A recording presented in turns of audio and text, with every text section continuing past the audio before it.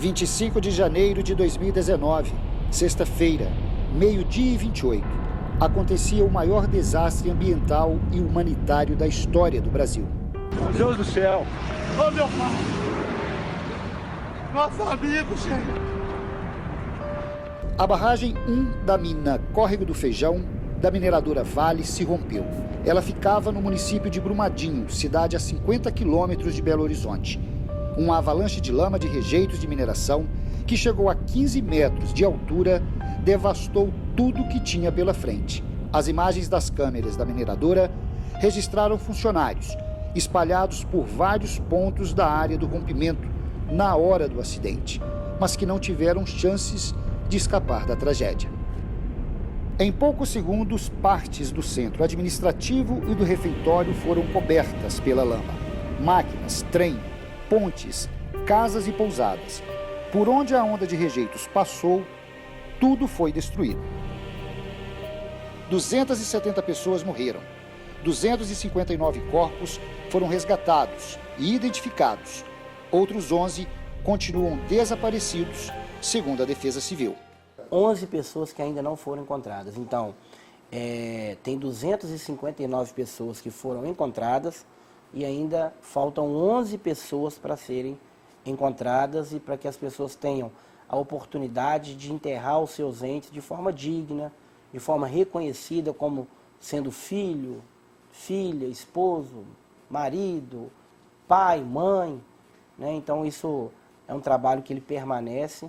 Aquelas escavadeiras hidráulicas, elas têm um significado muito grande, porque todo momento que a escavadeira ela entra na terra, puxa e solta aquela areia, tem uma arquibancada de 11 famílias acreditando que aquele afundar daquela retroescavadeira, a resposta dela está ali.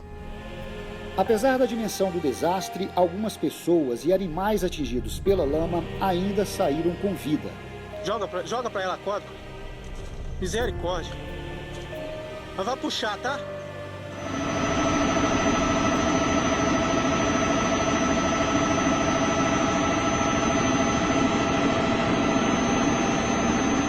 Então, naquele primeiro momento, quais foram as ações?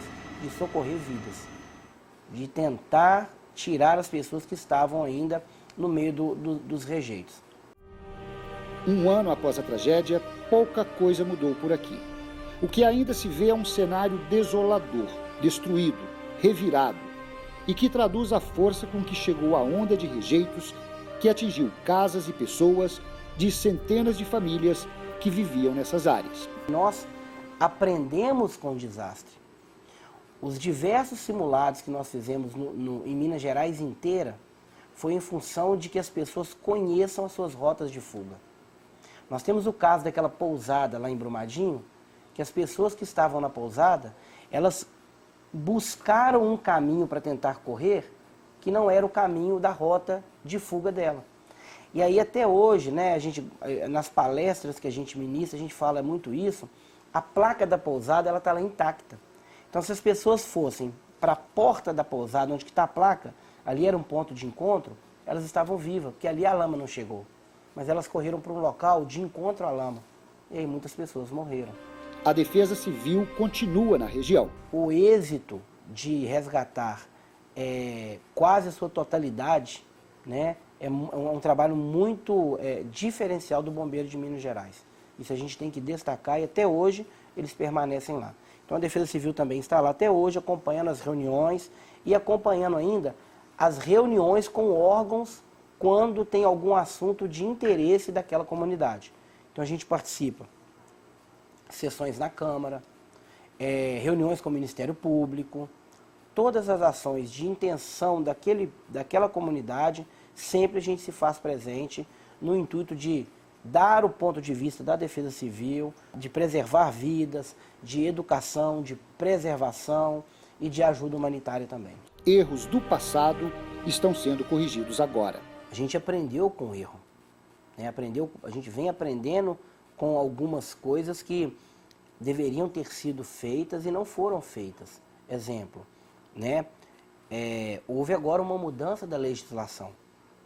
Então existe um plano de ação emergencial, que é o PAI-BM. Antigamente, esse PAI-BM, ele era só entregue. O empreendedor, ele só tinha a obrigação de entregar esse documento no papel para a Defesa Civil, para a Prefeitura.